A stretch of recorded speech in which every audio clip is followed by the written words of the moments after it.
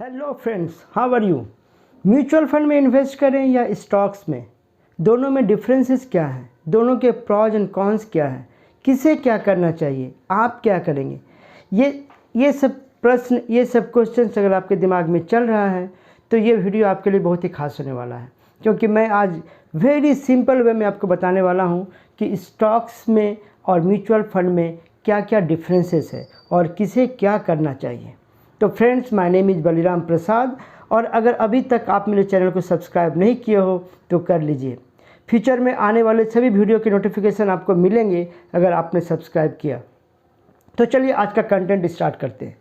So mutual fund and stocks, ये इन दोनों में वही डिफरेंसेस है जो डिफरेंसेस अगर आप अपना कार खुद से ड्राइव करते हो या एक ड्राइवर को हायर करके ड्राइव का एंजॉय करते हो। नहीं समझे? लेट से आपके पास एक कार है और आपने ड्राइविंग सीखा है और आप खुद ड्राइव करते हो, या फिर आपने कार तो ख़रीदा है मगर या तो आप ड्राइव जानते हो या नहीं जानते हो, आप एक ड्राइवर को हायर करके आप कहीं जाते हो बगल में बैठकर। म्यूचुअल फंड करने का मतलब ये हुआ कि आपने एक ड्राइवर को हायर किया है, और स्टॉक्स में इन्वेस्ट करने का मतलब है कि आप खुद ड्राइव कर रहे हो। अब आप खुद ड्राइव कर रहे हो तो आपको तो कुछ मिनिमम क्राइटेरिया आपको फॉलो करना पड़ेगा। लाइक आपको ड्राइविंग जानना पड़ेगा, आपके पास ड्राइविंग लाइसेंस होना चाहिए, आपको कार चलाते वक्त all the risk management like wearing the seat belt और क्या क्या होना चाहिए वो नियम कानून आपको पता होना चाहिए। रास्ते का जो ट्रैफिक रूल एंड रेगुलेशन है वो आपको पता होना चाहिए। तो आप खुद ड्राइव कर पाओगे अगर ये सब नॉलेज आपके पास है। और अगर आपके पास ये नॉलेज नहीं है और आप ये सीखना नहीं चाहते हो तो आप ड्राइवर को हायर कर सकते हैं, वो आपको कार को चलाएगा। तो म्यूचुअल फंड में क्या होता है कि आप अपना पैसा इन्वेस्ट करते हो और एक फंड मैनेजर होता है जो उस फंड को मैनेज करता है, मतलब उसे ड्राइव करता है। चलिए और अच्छी तरह से समझते हैं। म्यूचुअल फंड में होता क्या है कि एक एएमसी कंपनी होती है, एसेट मैनेजमेंट कंपनी, जिसका डिफरेंट फंड्स होते हैं। आज हम बात करते हैं इक्विटी म्यूचुअल फंड, मतलब वो म्यूचुअल फंड जो इक्विटी में इन्वेस्ट करते हैं। तो मान लीजिए आपने एक इक्विटी म्यूचुअल फंड में इन्वेस्ट किया है, तो वो एएमसी कंपनी क्या करेगी, उस म्यूचुअल फंड के लिए, जो म्यूचुअल फंड में आपने इन्वेस्ट किया उसका एक फ़ंड मैनेजर असाइन करती है, जिसे वो महीने के सैलरी में रखते हैं। और उस फंड मैनेजर का काम क्या होता है, उस फंड को मैनेज करना। मतलब आपने जो पैसा दिया है वो पैसा को कहाँ कहाँ इन्वेस्ट करेंगे। जब आप किसी म्यूचुअल फंड को सर्च करोगे मनी कंट्रोल में या बहुत सारे वेबसाइट्स हैं, तो आपको वहाँ पता चलेगा कि ये म्यूचुअल फंड कहाँ कहाँ अपना पैसा इन्वेस्ट करती है। अगर वो इक्विटी म्यूचुअल फंड है तो आप देख पाएंगे कि किस किस स्टॉक्स में वो इन्वेस्ट करती है। तो वो डिसीजन लेता कौन है, वो फंड मैनेजर। वो फंड मैनेजर आपके पैसों को लेकर वो जो डिक्लेयर करके रखा है पब्लिकली, उस फंड में वो इन्वेस्ट करती है और उसे मॉनिटर करती है। और वो टाइम टू टाइम डिसीजन लेती है कि मान लीजिए एक स्टॉक अच्छा परफॉर्म नहीं कर रहा है तो उसे निकाल कर किसी दूसरे जो अच्छा स्टॉक परफॉर्म कर रहा है उसे इंक्लूड करते हैं, मतलब आपका पैसा वहाँ इन्वेस्ट करती है। तो वो सारा मैनेजमेंट खुद करती है। जितना सारा हम लोग बात करते हैं ना कि स्टॉक मार्केट करने के लिए आपको सीखना ज़रूरी है, एक्सपर्ट होना ज़रूरी है, आपको रिस्क मैनेजमेंट फॉलो करना है, बला बला बला, जो मैंने अपने प्रीवियस वीडियो में बहुत सारा मैंने बताया है, वो सब काम वो फंड मैनेजर करते हैं और वो आपका पैसा इन्वेस्ट करते हैं। बदले में एएमसी कंपनी उसे सैलरी देती है, आपसे कुछ चार्जेस लेते हैं और ऐसा चलता है। और स्टॉक्स में इन्वेस्टमेंट करने का मतलब क्या हुआ, सिंपल, आपको सब कुछ लर्न करना पड़ेगा, सीखना पड़ेगा, और वो डिसीजन जो फंड मैनेजर ले रहा है वो डिसीजन आप लोगे ना। प्रॉज एंड कॉन्स क्या है, डेफिनेटली जब आप अपना गाड़ी खुद ड्राइव करोगे तो उसका केयर भी आप अपनी तरह से करोगे, राइट।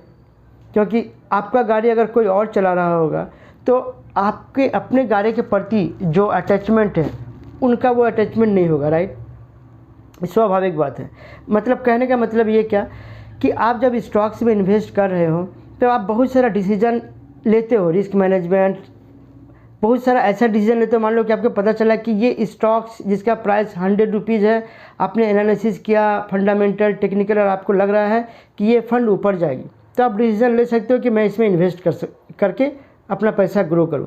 मगर वो रिस्क वो फंड मैनेजर कभी नहीं लेगा, क्योंकि वो पहले अपना जॉब को सिक्योर करेगा। आज वो मान लीजिए आपका पैसा लेकर TCS, IBM, इन्फोसिस में इन्वेस्ट करता है और उसके बाद भी अगर फंड नहीं चलती है तो वह अपने कंपनी को बताएगी कि देखिए मैंने अच्छे से कंपनी में इन्वेस्ट किया मगर वो नहीं चला। बट आपने जो रिस्क लिया कि एक छोटा कंपनी जो आपको लगा टेक्निकल में कि यहाँ लगाने से ऊपर जाएगा, फंड मैनेजर वो काम कभी नहीं करेगी। बाय चांस अगर वो नहीं चला तो वो अपना जॉब भी नहीं बचा पाएगा।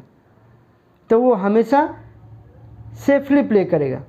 मतलब बड़े बड़े स्टॉक्स में, अच्छे स्टॉक्स में लगा दिया, चल गया तो ठीक है, नहीं चला तो कम से कम ये तो कहेगा कि मैंने देखिए पैनी स्टॉक में नहीं लगाया, अच्छे स्टॉक में लगाया बट वो नहीं चला। मगर आप जब खुद मैनेज करोगे तो ये डिसीजन आप खुद ले पाओगे, राइट। तो होपफुली मुझे लगता है कि आप लोगों को ये समझ में आ गया कि म्यूचुअल फंड और स्टॉक्स में क्या डिफरेंसेस है। अब आपको क्या करना चाहिए। डेफिनेटली अगर आपको स्टॉक्स मार्केट सीखने में इंटरेस्टेड हो, सीखने के इच्छुक हो, तो मैं तो कहूँगा कि आप पहले लर्न करो और खुद से इन्वेस्ट करो, खुद से ड्राइव करो। बट अगर आपके पास टाइम नहीं है, आप टाइम मैनेज नहीं कर पा रहे हो, मगर आप इन्वेस्टमेंट करना चाहते हो, तो definitely go for the mutual fund. But mutual fund का रिटर्न्स और खुद स्टॉक में जो रिटर्न पाओगे वो हेल एंड हेवन का डिफरेंसेस होगा। क्योंकि म्यूचुअल फंड एक कंपनी चला रही है, उसमें उसका प्रॉफिट है, वो एक फंड मैनेजर रखी है, उसका सैलरी है, वो सब पैसा कहाँ से आएगा, वो आपके पैसे से आएगा। इर्रेस्पेक्टिव ऑफ आप वो म्यूचुअल फंड में पैसा कमाओ या ना कमाओ, वो चार्जेस तो आपको इंटरनली वो पे करना ही पड़ेगा, ऑब्वियस सी बात है, राइट। अब हो गया, तो ये समझ में आपको आ गया कि म्यूचुअल फंड और स्टॉक्स में डिफरेंसेस यही है कि एक आपको खुद सीख के करना पड़ेगा और एक आप बिना सीखे कर सकते हो, किसी और को आपने रिस्पॉन्सिबिलिटी दिया और वो उस फंड को मैनेज करके चलाएगा ना। अब ये म्यूचुअल फंड भी दो तरह के होते हैं। एक ही म्यूचुअल फंड का नाम है, लेट से SBI ब्लू चिप। इसमें आपको एक डायरेक्ट मिलेगा और एक रेगुलर मिलेगा। डायरेक्ट मतलब क्या, आप डायरेक्ट SBI कंपनी जो SBI AMC आप उससे डायरेक्ट खरीद रहे हो। और रेगुलर मतलब क्या हुआ, बीच में एक ब्रोकरेज है, कोई एक है बैंक या कोई एक एजेंसी जो आपको वो बेच रही है। रेगुलर मतलब वो रेगुलर जो सेल कर रहे हैं वो AMC कंपनी से अपना एक कमीशन लेते हैं, राइट। AMC कंपनी उसको एक कमीशन देती है उस फंड को बिक्री करने के लिए।